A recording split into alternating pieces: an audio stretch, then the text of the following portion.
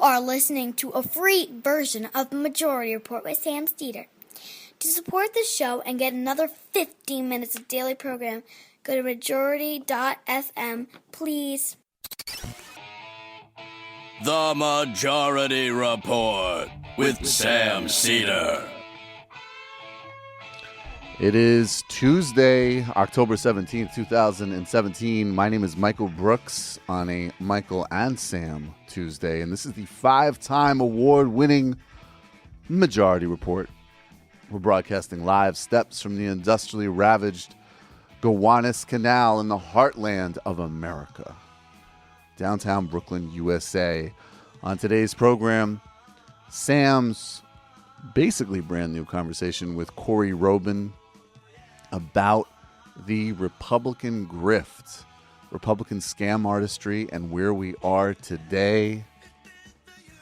More Republican judges confirmed the Trump nomination process moving forward fast. More judges, almost I think twice the amount of judges for circuit courts confirmed at this point in his term as compared to President Obama.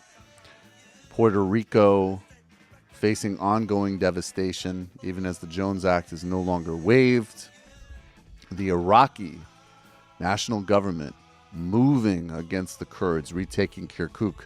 Does this mean that the northern Iraqi Kurds and the Syrian and Turkish Kurds are going to set aside their policy differences and reignite with their shared Kurdish nationalism, even as the world expresses its ongoing support for the Iran deal?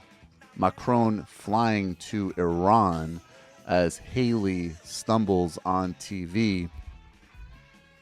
Popovich calls out Trump, and Trump wants everybody to know that unlike Obama, he does actually acknowledge the deaths of soldiers. Trump having to withdraw his nomination for head of the DEA. Why? Well, his previous background as head of the Zetas caused some controversy. No, I'm just kidding. But his previous background as one of the main bagmen for the pharma industry in Congress, who was pretty active in at least setting up some of the policy that allowed for the opioid crisis, and his relationship with one of his aides, who's a top lobbyist for that industry, didn't exactly help. All that, plus Syrian militias taking back Raqqa from ISIL. All that and much, much more on today's Majority Report. How's everybody doing? I'm well. Matt is well. Jamie, how are you? I'm well as well. It's good to see everybody. Patrick off mic. Brendan. He got a thumbs up. That doesn't even goad you. What's your middle name? It's my mother's maiden name. Which is? Not giving out. He's not giving out his middle name. Okay, got it. It's his mother's maiden name, so I'll just make one up in the fun half. Let's get to this sound. Apparently, recently, and I have a couple of U.S. Special Forces were killed in Chad. The Chadian government has actually recently announced that they're no longer going to be coordinating in the fight against Boko Haram because of their implication of President Trump's immigration and visitation policies with regards to Chad. So they've reacted to it. I think if you asked Trump if King Jaffe Joffer was the president of Chad, he might not know what you were talking about, but that's just because he hasn't seen Coming to America, not because he knows Chad is actually a country. And apparently President Trump was late in sending or kind of publicly acknowledging the loss of these soldiers' lives. And he responded to a question about this during a press conference with Mitch McConnell in a manner that you would probably expect at this point for him to take. Why haven't we heard anything from you so far about the soldiers that were killed in Niger, and what do you have to say about that? I've written them personal letters. They've been sent or they're going out tonight, but they were written during the weekend. I will, at some point during the period of time, call the parents and the families, because I have done that traditionally. I felt very, very badly about that. I always feel badly. It's the toughest calls I have to make are the calls where this happens. Soldiers are killed. It's a very difficult thing. Now, it gets to a point where, you make 4 or 5 of them in one day. It's a very, very tough day. For me, that's by far the toughest. So the traditional way, if you look at President Obama and other presidents, most of them didn't make calls. A lot of them didn't make calls. I like to call when it's appropriate, when I think I'm able to do it. They have made the ultimate sacrifice. So generally, I would say that I like to call. I'm going to be calling them. I want a little time to pass. I'm going to be calling them. I have, as you know, since I've been president, I have. But in addition, I actually wrote letters individually to the soldiers we're talking about, and they're going to be going out either today or tomorrow. Yes. It made total sense. First, I would just a brief correction. The soldiers were 4 special services officers were killed in Niger. President Obama, of course, did call the families of fallen soldiers, but it did get us thinking, I guess to be fair to Trump, that those calls might have been hard for President Obama because he had to pretend that he was upset about the deaths of Yakubian white devils in the course of imperialist fighting. Hello, Mrs. Smith. Sorry your kid died. Look, I got a Kendrick Lamar meeting at 2, so I'm going to need to wrap this up. Allahu Akbar. Trump, somebody tweeted this the other night that Trump really is I think that the frame for Republicans generally that everything is just about tearing down Obama's legacy is not the right way to read it because there's a broader policy set in play that transcends Obama. But I think with Trump specifically, he's basically a stalker. That's like the only way to describe his relationship with President Obama. You guys spend a third of your life in your sheets. Are they taking care of you the way they should be? Introducing brooklinen.com.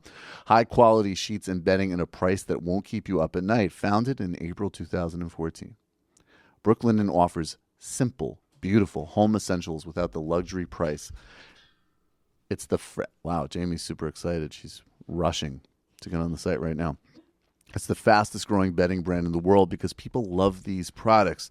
Their sheets have over 12,000 5-star reviews. That is a lot. Plus, they have versatile colors and patterns that complement any decor. This is luxury bedding, underpriced. You have to try these sheets today.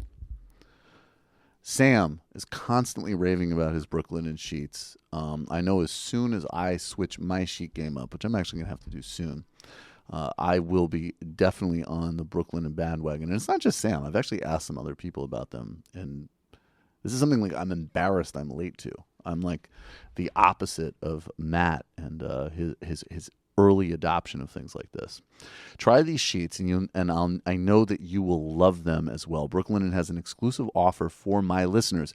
Get 20% off. Get $20 off, rather, and free shipping when you use promo code MAJORITY at brooklinen.com. In fact, Brooklinen is so confident that you'll love your new sheets that they offer a risk-free 60-night satisfaction guarantee and a lifetime warranty on all their sheets and comforters. There's no reason not to give these sheets a try.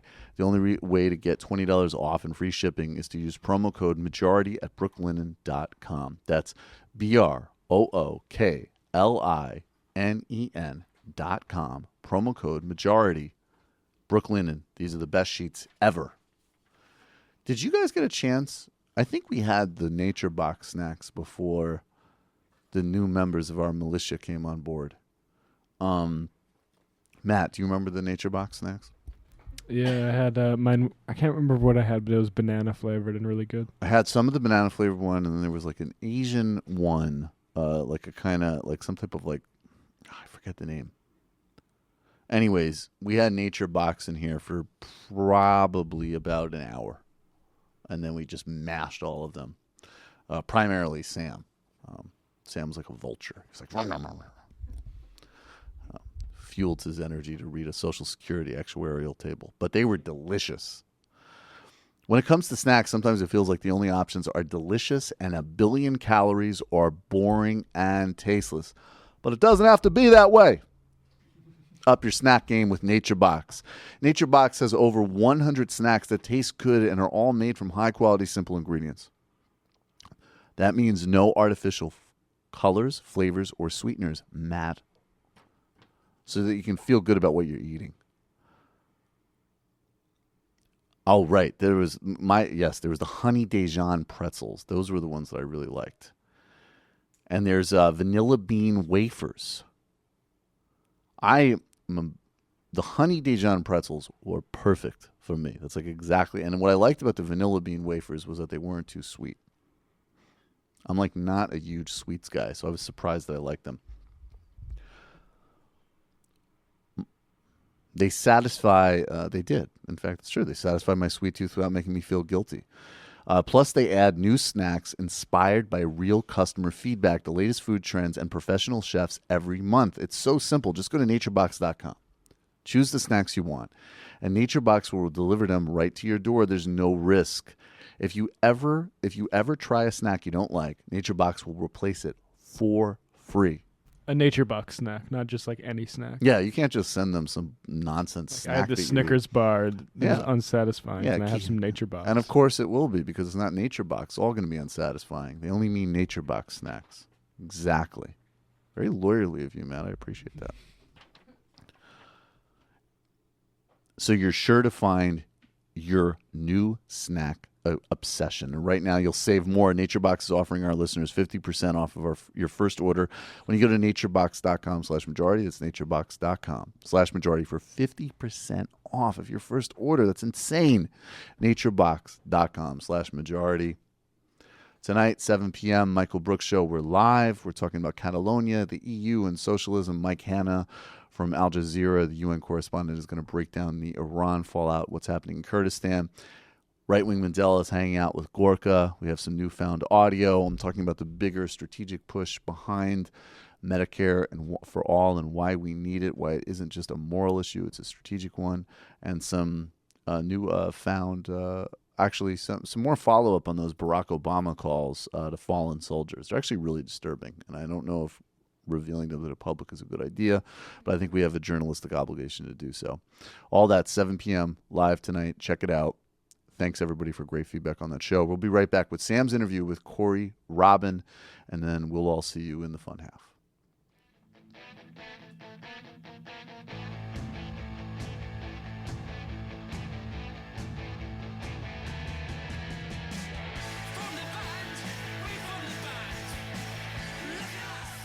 We are back. Sam Seder on the Majority Report on the phone. It's a pleasure to welcome to the program Corey Robin. He is a professor of politics at Brooklyn College and author of The Reactionary Mind, Conservatism from Edmund Burke to Donald Trump. And this is the second edition. I think we had you on for the first edition, and you have updated it with an assessment of our most recent president, as he is, I guess, addressing the question of his conservative bona fides. Yes, that's right. I wouldn't say most recent president. He's the current president, unfortunately. Yes, it's true. He's both the most recent and the current, I guess. I'm already imagining a different day, but all right. Well, let's go into this, because this is, I mean, and you're approaching this from I guess a philosophical and ideological perspective, because I mean, what's interesting, and I guess maybe we'll circle back around to this, is to the relationship between Donald Trump and Republicans. But let's get there after we talk about his relationship to conservatism. You start off, at least in the piece that I've read of yours, talking about the question of Donald Trump's ability, as you read The Art of the Deal, his ability to jump, to contradict himself within almost a span of just a few sentences. Yeah, so it was a really weird experience. Earlier this year, I think it was around January, February, I started reading The Art of the Deal, I felt like it was time to kind of figure out who this guy was and what he was about. And let me preface this by saying there was a big article in the New Yorker, I think that Jane Mayer wrote, where she interviewed Tony Schwartz, who was the ghostwriter of The Art of the Deal. Donald Trump didn't write it. The ghostwriter did. And the ghostwriter, Tony Schwartz, said he felt really bad about the book because he felt like it had really given this image of Trump that was really positive, that it had burnished his reputation. And so I was expecting to read, this kind of triumphalist statement. But if you actually read it, and I wouldn't even say pretty carefully, if you just read it, it reveals just what a horror show this guy is in all sorts of ways. So to get back to your question, and so that's why I take the book seriously, and I think it's actually a good statement of Trump and Trumpism. So all throughout the book, he makes claims, and as you said, literally, like on the next page, sometimes even the next paragraph, he contradicts himself. And sometimes it's comical. So he makes a big deal in his opening chapter about he just doesn't do lunch, lunch is for wimps kind of a thing. And then I counted the number of times by the time, and I stopped, but I think by page 100, he's already gone out to lunch 3 times. And it struck me as very funny, just the kind of the bravado by which he says things. And then, and then the casualness with which he then admits that the opposite is the truth. And this isn't just a kind of a personal thing or a foible of Trump. I think it's important to step back now, and because people will point to these contradictions, and they always have, and they say, aha, he's inconsistent, he lies, he says X, then he does Y, and all that. But what people don't realize is this is actually a very old trope on the right, going way back to the reaction against the French Revolution. And the reason why it is such an old trope is that the French Revolution, one of the promises of the French Revolution was that it was going to reorganize society in a rational, reasonable, just way. The metric system, all these kinds of things that they introduced into society to make it more orderly. They reorganized the regions and new departments. They declared the year 1. They did all these things, a new kind of a calendar that was supposed to be more rational. And conservatives reacted in horror against this because they felt like the essence of life and the essence of society is not rationality, but irrationality, that contradiction and inconsistency and paradox are what it means to be human. And it's what also, particularly in a society that's unequal, that's hierarchical, like a monarchy, right, where there's domination and subjection, you couldn't have reason and consistency be the rule, because the whole point is that people are different and society is organized hierarchically, so you have to have different rules for different people. So inconsistency and contradiction and paradox have really been very important to the conservative tradition from the very beginning. I'm sorry. Go ahead. Continue. I mean, the utility was this is the way. This way, we don't have to justify why we might have access to more resources or control of people, because that's the life. I mean, that's the utility there. Right. And so I don't want to make, Trump is not a reader of conservative philosophy. He's not steeped in Edmund Burke or anything like that, so I'm not making that claim. But the way in which he kind of, says one thing and then, with a nudge and a wink says another, is something that you see in the conservative tradition, throughout. George W. Bush, people forget this, even though he wasn't so long ago. The thing that conservatives loved about George W. Bush was, as Fred Barnes put it in his book, that he was the rebel in chief. Right. He was like a James Dean sort of character, they thought. I'm not saying he was, right? Who could thumb his nose at all those fancy Ivy League professors with all their rules and their political correctness and all their strictures about how everything should be done in a certain kind of a way. And George W. Bush didn't give a crap. That's what made him authentic. That's what made him a real, populist. If you read Peggy Noonan on Ronald Reagan, it was the same kind of a thing.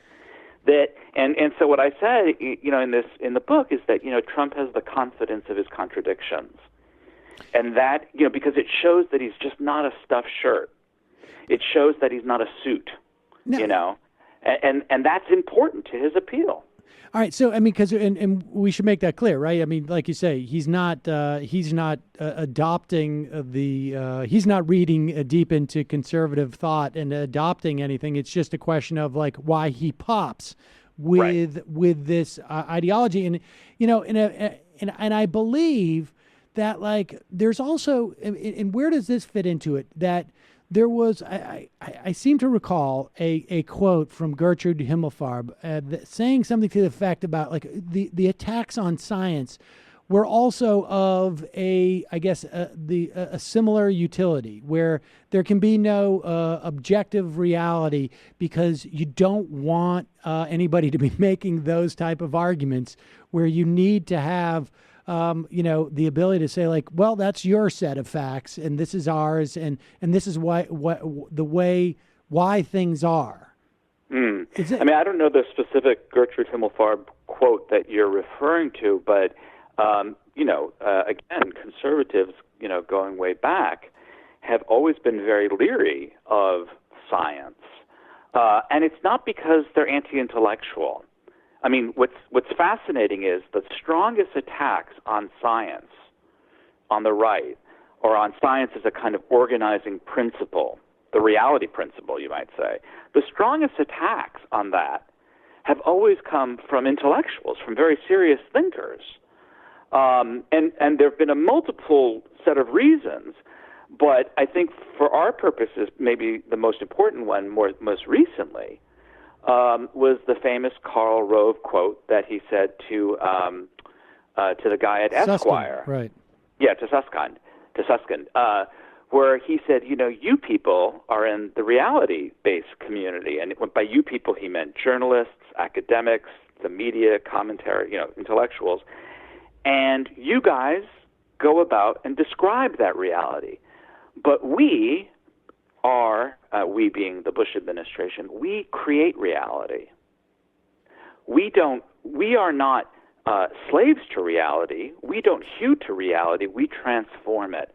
And once we are successful, you, intellectuals, journalists, and all the rest of it, will then describe our reality as if that were just the way of things. But what you don't know is we created that reality.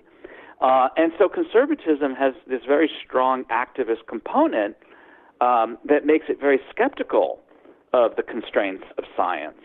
And there's a lot of other reasons why it has been critical of science, but I think that's a really important one that we have to acknowledge. And that, again, it's not that these are buffoons and idiots.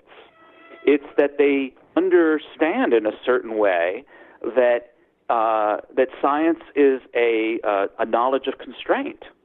It's a knowledge of things as they are. And what conservatism has always been in the business of is things as they might be. And why is that? I mean, why as they might be? Is it aspirational? I mean, why is that? I mean, I can understand why they would attack science because it's constraining and it is, in some ways, it's equalizing, right? I mean, two different rules apply to everybody. The rules apply to everybody. I can understand why they would be against it, but what is it about? Is it because they have some type of aspirational spirit, or is it just that as they could be, keeps people sort of like in the game? Is it like, I'm a dog going around the track and there's the rabbit in front of me? So I think there's a couple of reasons, but the first one I want to stress is the one you've just emphasized, which is that science, in seeking to describe sort of general rules that apply, oftentimes presumes a universal human nature. It doesn't always, but it often does. And there's been a very strong element within conservatism that has resisted that has said, no, there is no such thing as that insofar as we have a human nature, it's that we're all created unequal. And that inequality is sown into the human condition. So to try to come up with a set of universal rules that would apply to everybody, not just in terms of biology and physicality, but then morally and politically, is, from the point of view of many conservatives, a disaster. So I think that's one part of it. But the second part of it is that there is at the heart of conservatism a vision. This is a kind of a political or a moral vision that of the best man. It's often men, although it doesn't need to be, and that these are kind of what Keynes called animal spirits. These are people who are aristocratic in nature, who are able to dominate society. They don't bend their knee to society. They don't bend their will they impose their will upon society, and that this is not only good for them. This is also good for the rest of us. So I think that's a very strong element to that. Is that they have this vision of the noble man who would not be so pedestrian as to have to concede to the reality of things as they are. So I think that's the second one. But then there's a third, and this is much, much more political and central to the argument of my book, which is that conservatism is a reactionary philosophy. And what it has always been reacting against are democratic, insurgent, emancipatory movements from below, particularly when those movements succeed.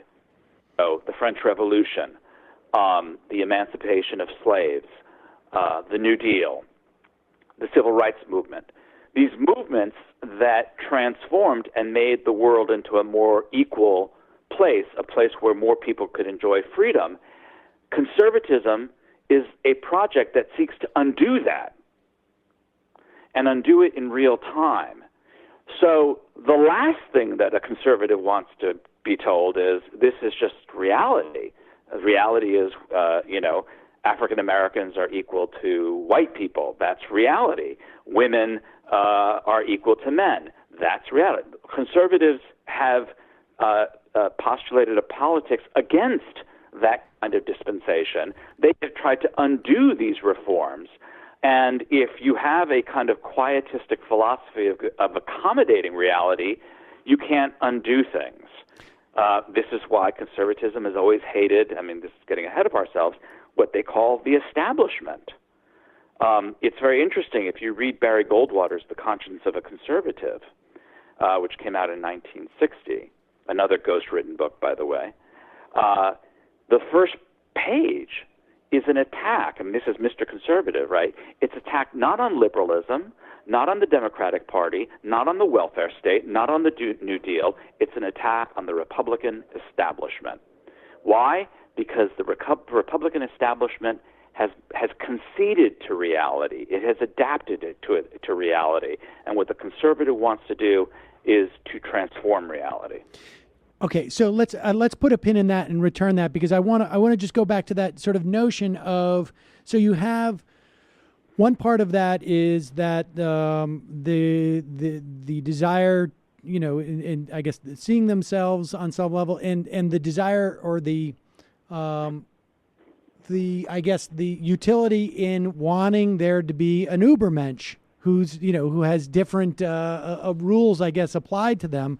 But at the same time, you're saying that also it allows for them to see upstarts, people maybe participating in some type of emancipatory movement and saying, no, this is, this, we don't have to accept this. They can return back into that place because there is no fundamental objective truth or reality that says that they should be equal in some fashion.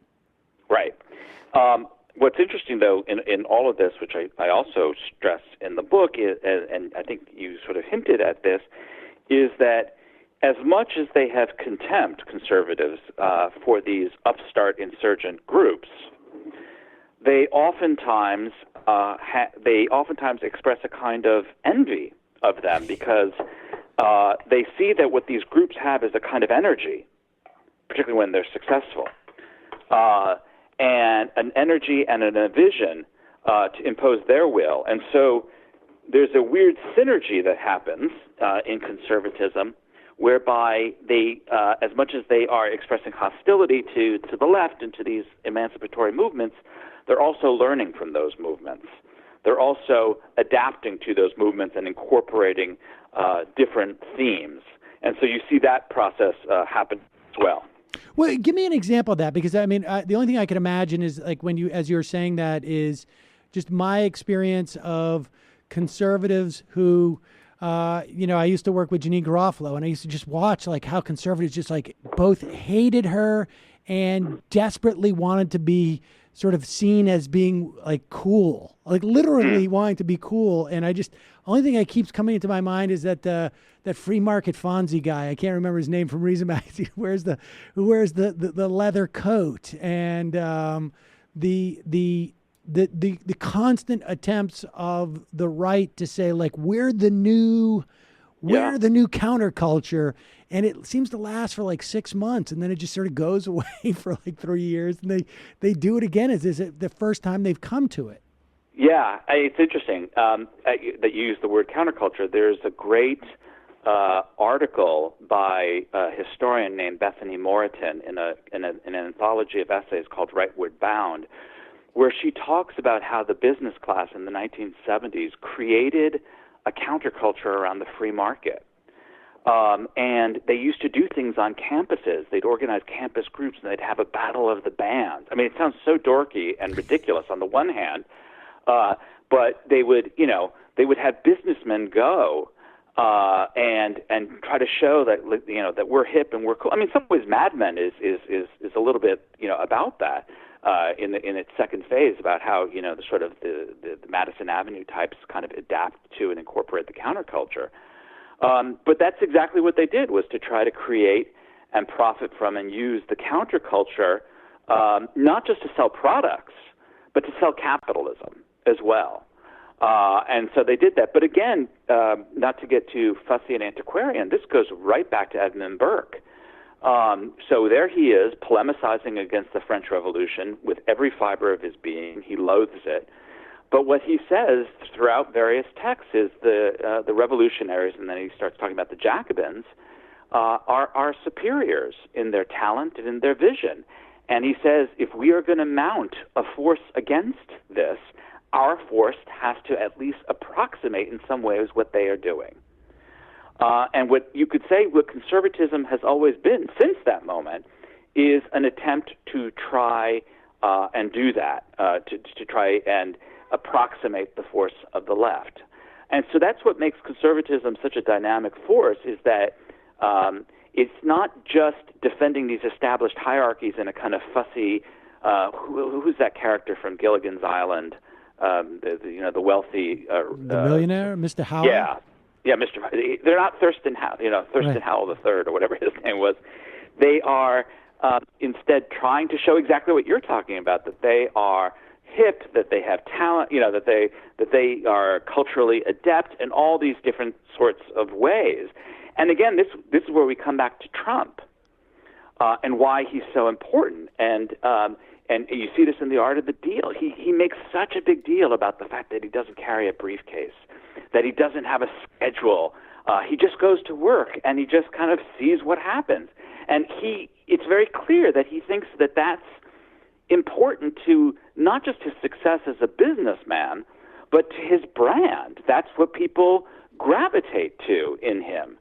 And I think at some level he's not wrong. It's very telling. In the Republican primary, Ted Cruz gets set up as, the kind of the Boy Scout. And Rubio gets set up as, the guy who, is trying, will do whatever he needs, the brown noser. Trump's appeal is that he breaks the rules. He's the bad boy. I mean, and that's very critical. Okay, so all right, but there's a lot of different themes that go into Trump, and I want to just circle back to on this, the going back to the point about the attacks on science and reality are not anti-intellectual, but it seems like there's been a strain of anti-intellectualism that grows, and I think you talk about this in the book, and that's the populism, that it's sort of like there's a anti-intellectual streak, it seems to me. On some level, Trump embodies that, as did George W. Bush to a large extent, it seems to me, Is that a relatively new phenomenon, or is that just another way of basically of throwing off the establishment? It's definitely a way of throwing off the establishment. It's also very old. I mean, Burke and Joseph de Maistre, who I also talk about, who's another reactionary against the French Revolution, they go after the Enlightenment philosophes. That's a word that recurs in Burke's attack on the revolution. This is a revolution of philosophers. My point was it's Burke and de Maistre, these guys, it's not as if these guys are hacks and hicks. Like, they're pretty smart intellectuals themselves. So it's this attack on reason and the life of the intellect oftentimes comes from people who are themselves intellectual. And that's been a very important, dimension of all this. But with regard to Trump, it's absolutely true that he makes the attack on intellectuals, and Bush did the same, a very big part, because, who are intellectuals? Who are academics? That's the politically correct police that is in alliance with the Democratic Party, with the feminists, and with the welfare state. And Trump did not invent this or pioneer this. You see this in Richard Nixon. You see this in Spiro Agnew, who's Nixon's... Nattering nabobs, that guy. Yeah, exactly, nattering nabobs of negativism. And you saw it in a lot of the Reagan administration. But ironically, while all that's going on, what they're also doing is creating a whole cohort of very smart intellectuals and apparatchiks who are taking over the courts, undoing the regulatory agencies, and all the rest of it. So there's always this kind of double movement that's happening, denouncing intellectuals, but also creating your own cadre of counter-intellectuals. So Trump is up there on stage with all these other Republicans, and one thing he has going for him is that he doesn't abide by the rules. He's a he's a counterculture figure. That politically incorrect and sort of rudeness of his plays into that. How much does the fact that he is supposedly a billionaire, let's stipulate that he is for the sake of this, like how much does that, as he's on stage with the rest of them, it seems to me also had an important force, because he's the way that money is perceived, and I think you talk about how he sees money in The Art of the Deal. It's a score keep, right? Yep. And you got to wonder, like, what is it keeping score of? Like moral righteousness, just righteousness in some fashion, and that is very much, it seems to me, at the very least, a Republican, if not a conservative construct, because it always struck me is that there was nothing anybody was going to say to him on that stage where it would have more credibility than what he says, because he's richer. Yeah. So this is a really important theme, and this is, I would say, probably the thing that I looked at very closely in Trump and his rise and the way he talks and so forth.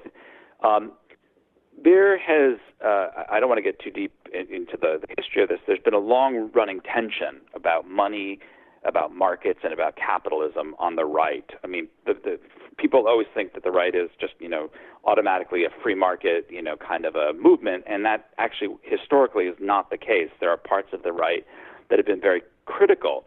But there's also been a part of the right that has celebrated money in the market and capitalism, not because it's the most productive system, not because it's the most efficient system, not because it's a meritocratic system. Instead, the reason they've celebrated, and this is a big theme for Trump, is that it shows who is the strongest man, who is the greatest man. The man with the most money, the man who prevails in the market, is the man. He is the best man that way, and only the market will reveal who the best man is. Who is the one who's willing? And there's these crazy stories in The Art of the Deal, where he talks about he had this vision of building the biggest, the most beautiful, the most expensive atrium in the world or in the United States or something like that, and he put all of his money into it in Trump Tower in Manhattan. And everybody else, he said, wanted to copy it because it was so great. And then it becomes a kind of a moment of existential truth. Are they willing to pay the bill? And they're not. And at that moment, he says, the men are separated from the boys, because he was willing to put his all and to make this great thing, and they're not. So what the market is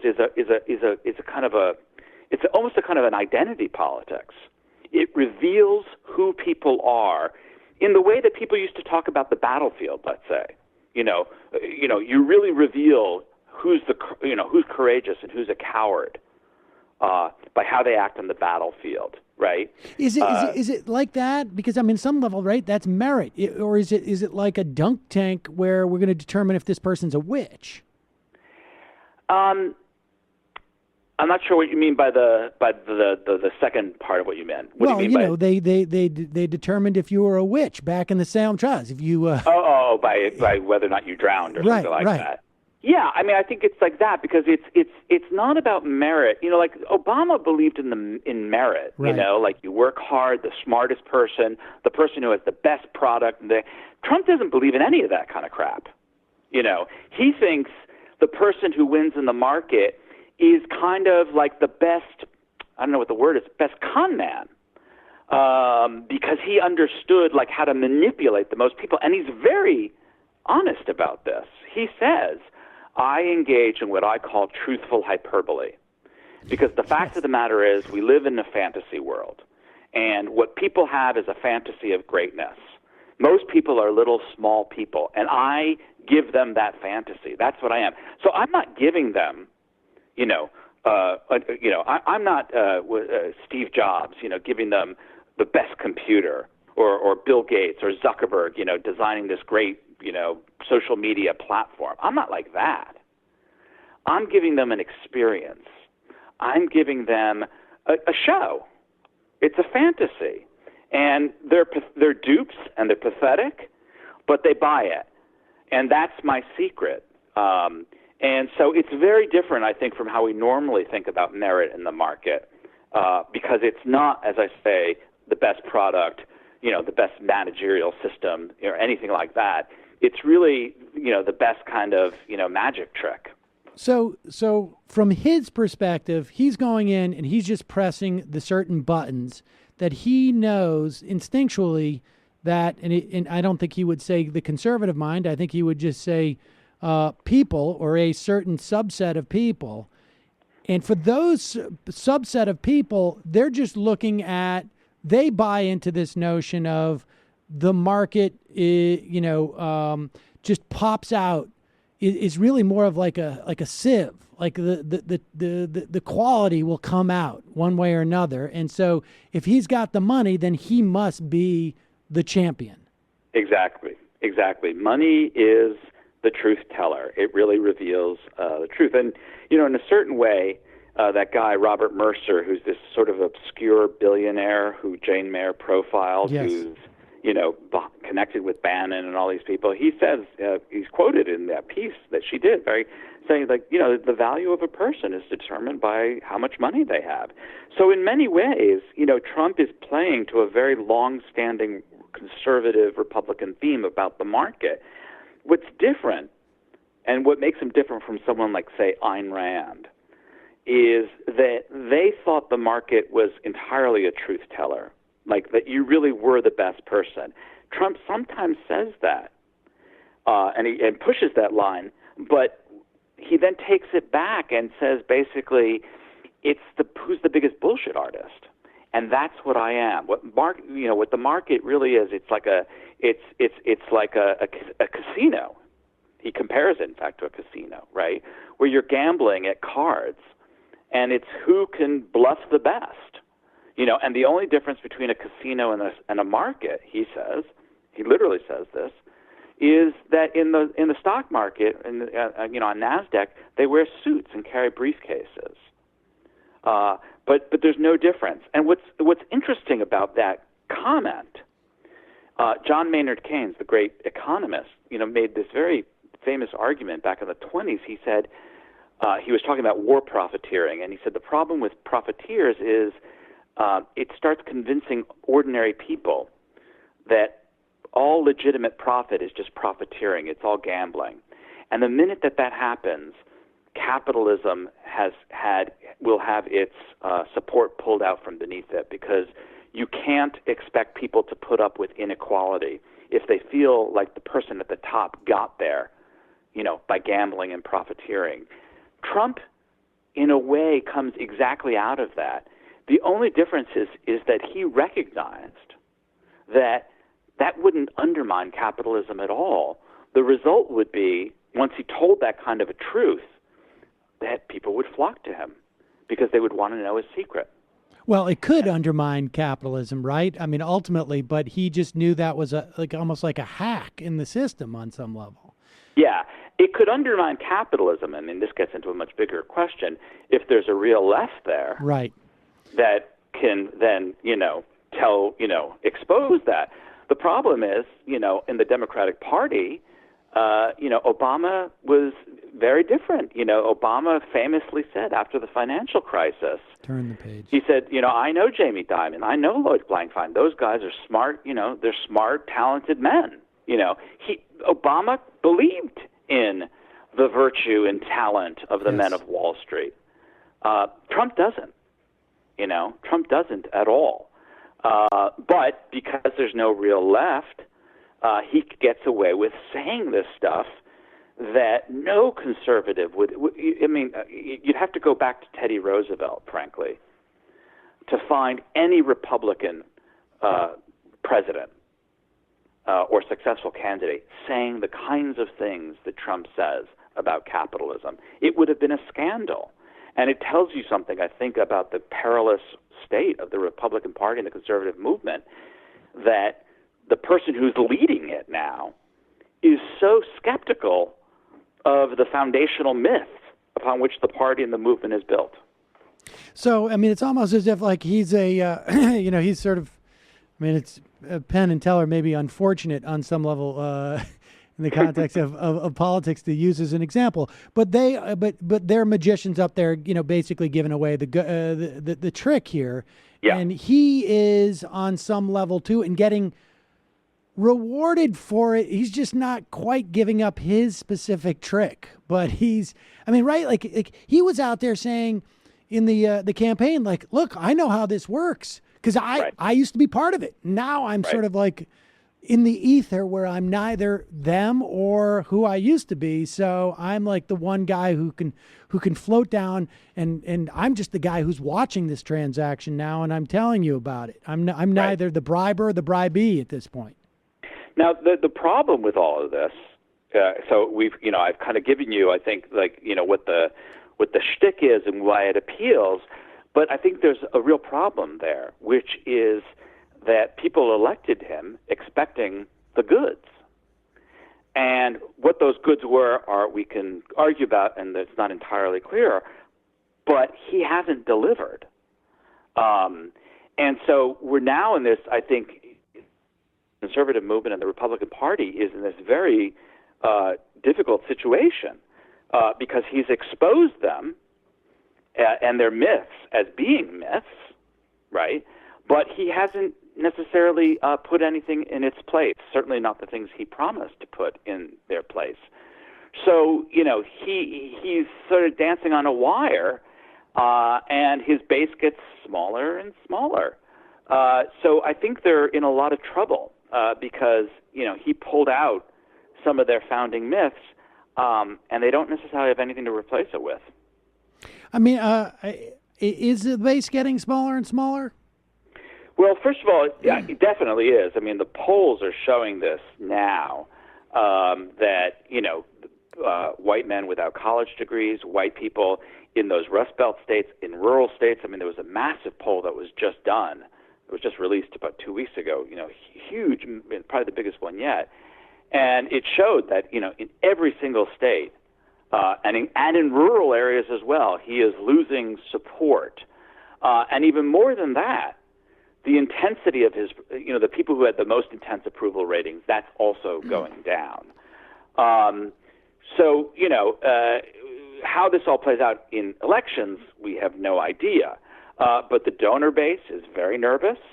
You see article after article in the Wall Street Journal and in the Financial Times where they're now saying openly, if we don't get these tax cuts, it's over. Ted Cruz said something to that effect the other day. Like it would be, but is there lasting damage to conservative ideology? Is Trump? I mean, one of the things, it's interesting because there's so many people who are using where Trump is being used as a tool, right? Like the Republicans are saying their calculation is as long as we're willing to risk all the possible downsides, including the small confrontation in North Korea, if we can get these tax cuts.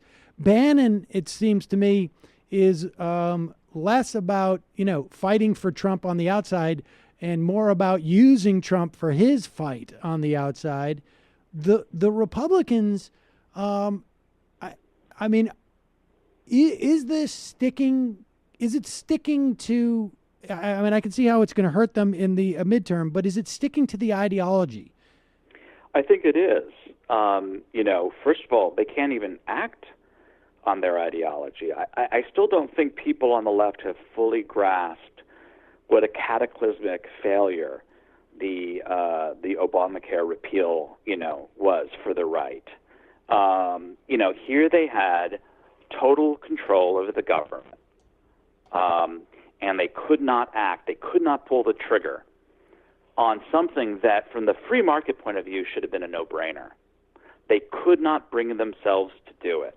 They tried, and they tried. So I think right there you see that the ideology, I mean, just to give you a counterexample of what I'm talking about, in 1982, it was the worst recession since the Great Depression. Unemployment was almost at 11%. And Ronald Reagan goes on the radio, and what does he say? Does he say, we're going to pull back on the tax cuts, we're going to increase social spending to protect the safety net? Not a chance. He doubled down. He said, he talked about the magic of the market, and he said there's something. He said, I'm going to quote from that song, this could be the beginning of something big. I mean, that was the level of faith and confidence in the cause that they had. Now, here we come. They weren't able to do this massive thing on health care, and now we're in the tax cut question. And this, I apologize, it's going to sound a little bit wonky, but I think it's important to know the details. So George W. Bush did that massive tax cut. Remember, he did that massive tax cut when the Republicans did not control the Senate. He was able to pull that off.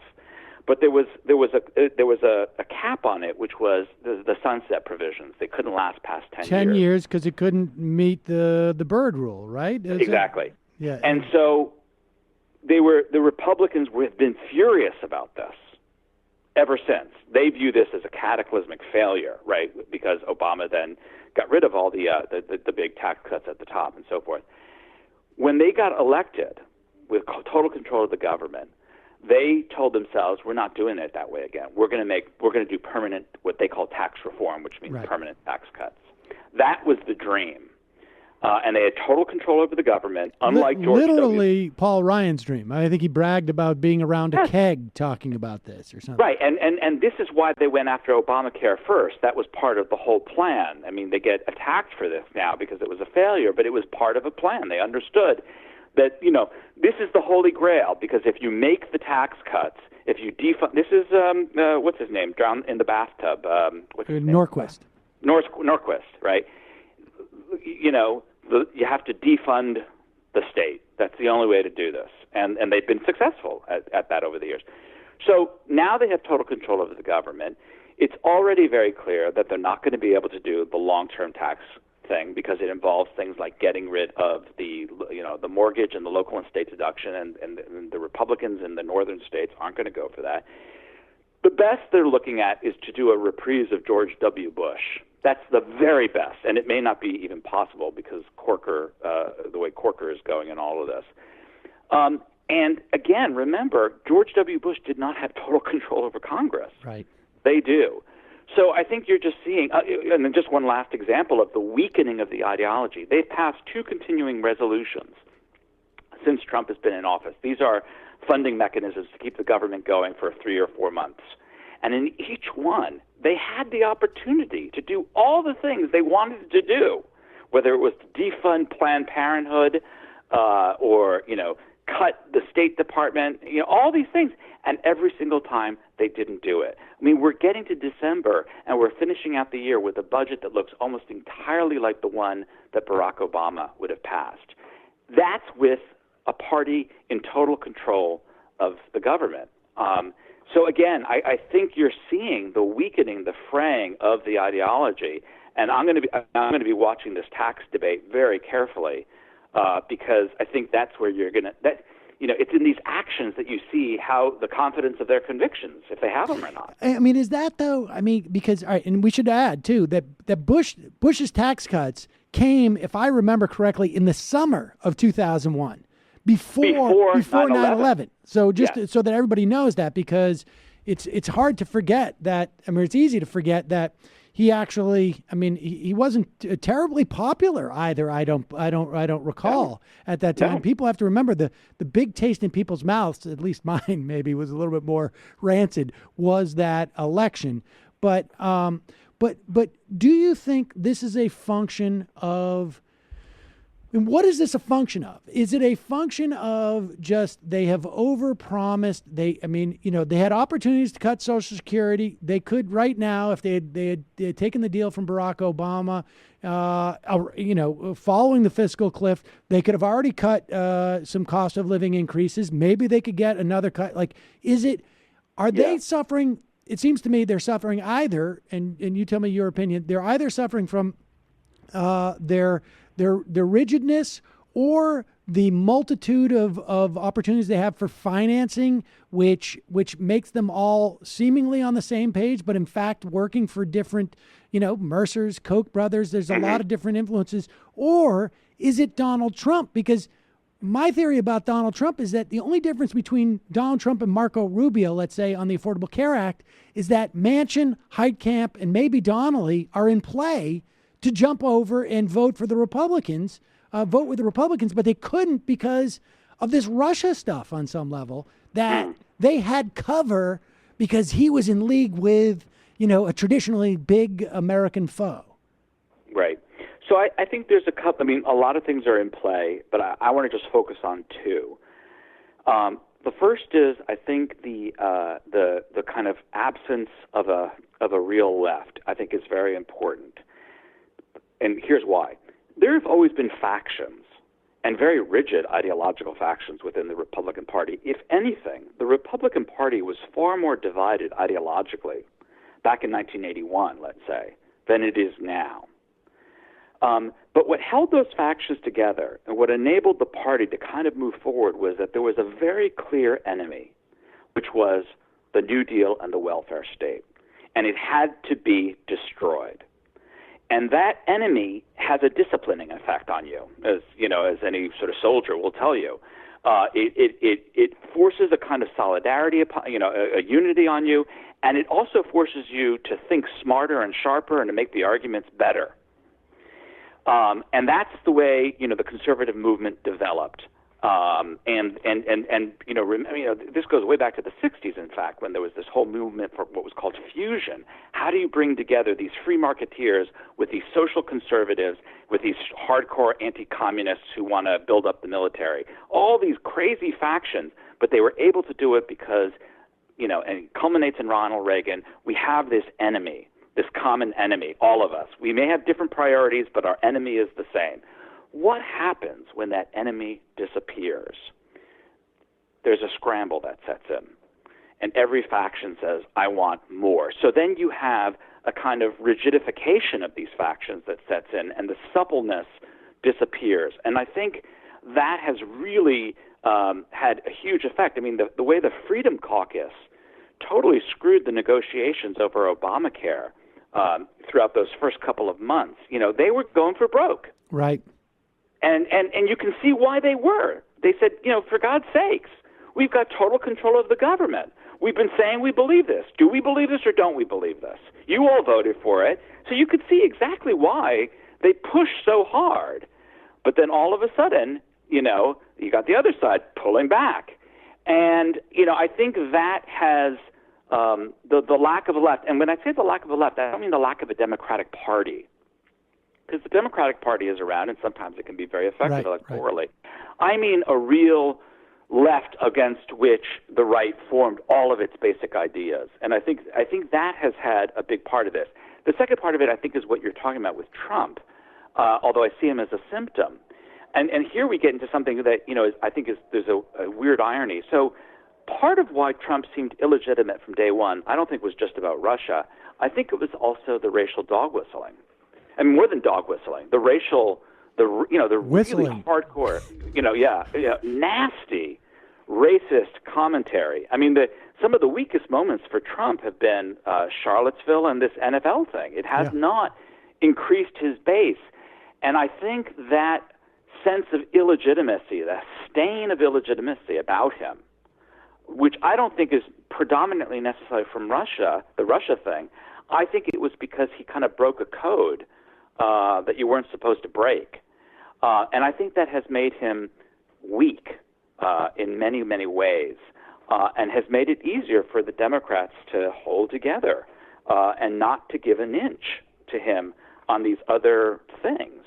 I mean, it's kind of astounding that not a single Democrat broke on Obamacare. And I don't want to make predictions. I wouldn't be surprised if not a single Democrat breaks on the tax cuts, in the Senate, at least. I don't know as much about the House. Yeah, I mean, that to me seems to be the key, right? It's like it's just what those two or three do. I mean, when we look back on those, back during the Bush years, there was like a half a dozen people to a dozen people in the Senate where you'd be like, they're going to defect. Bush got, I think the votes for the tax cuts, he got like 58 votes. There were 49 Republicans because Jeffers had jumped by that point. Yeah. So that tells you something. Yep. Those it doesn't exist anymore. But again, it's not just Trump that does this. It's the GOP. Like he is now the GOP. Right. That's and what's interesting, and here's for me is the true irony is he was the best they could do.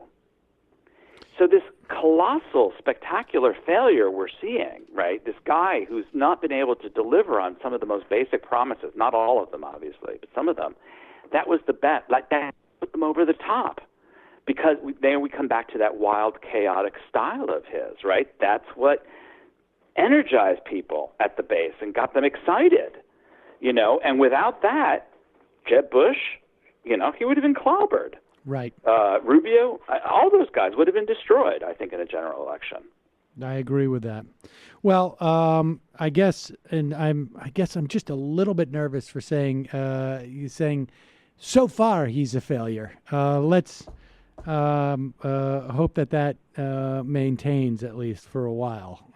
Yeah, I mean, and I try to be careful in the book about making predictions because they often turn out to be wrong. I thought he was going to lose the election. He won the election.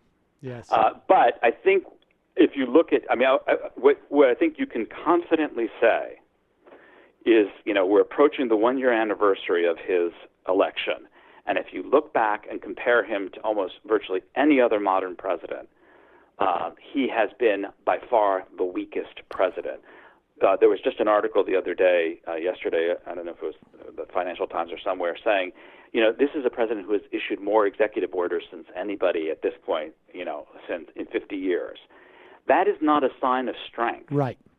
That is a sign of weakness. Barack Obama wound up issuing executive orders, especially in his second term, because he had no more control over Congress. Yep. But Congress was not. It was in the hands of the opposition. That's right. At that point. Trump's Congress is in the hands of his own party, and he's forced this route of executive orders.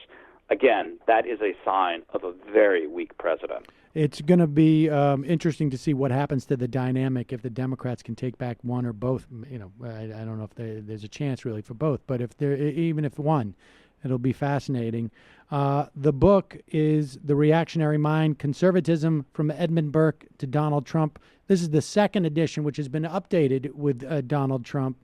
Who knows? You may have to write a third one very short. This is it for me. Did you really think you'd be writing that second one? No. 6 months out, a year out? So, But Corey Robin, thank you so much. I really appreciate your time. Thank you. Enjoyed it. Welcome back. Michael Brooks here. That was Corey Robin, of course. We're going to go to the fun half where we will take your call, 646-257-3920, 646-257-3920. The IMs are open. Become a member of the Majority Report today. That's how this show happens. You become our collective bosses. Majority.fm/become a member. Subscribe to the show on iTunes. Check us out on YouTube. Tonight, live, 7 p.m., Michael Brooks Show. Hope you'll check it out. If you're going to use Amazon, there's some type of link business that might be useful for you that helps this show out. JustCoffee.coop, fair trade, coffee, tea, chocolate. Try the Majority Report blend. You know all this good stuff. Tomorrow, there's no public show. It's just members only. Only dessert. Sorry, freebies. Sorry. But, in a certain sense, it's your choice. You probably just have to listen to this because you don't want to pay for what's going on tomorrow, so you're listening to today's show. You're just listening to it again. You're just going over it again. Again and again. Into the abyss. I mean, especially with this, because if you email and you need help, which we all obviously have needed, most of us have needed in our lives, you could get a freebie membership. But if you can do it, please do become a member of the Majority Report. See you on the fun half.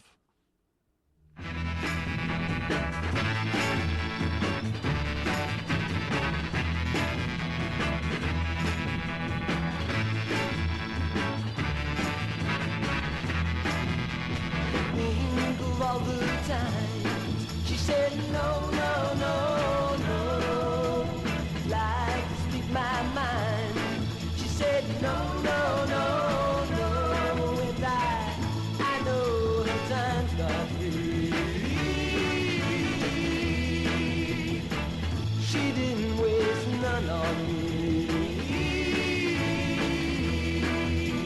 Situation sad.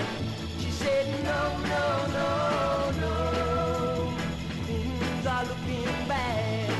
She said no, no, no, no, and if it was up to me, I'd tell her a thing or three.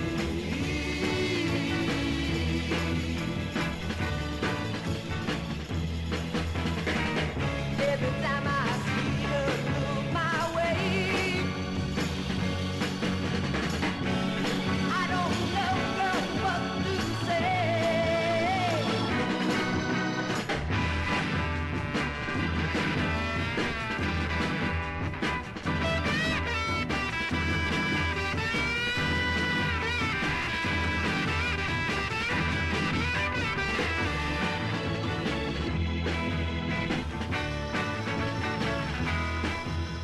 Situation sad. She said no, no, no, no, things are looking bad.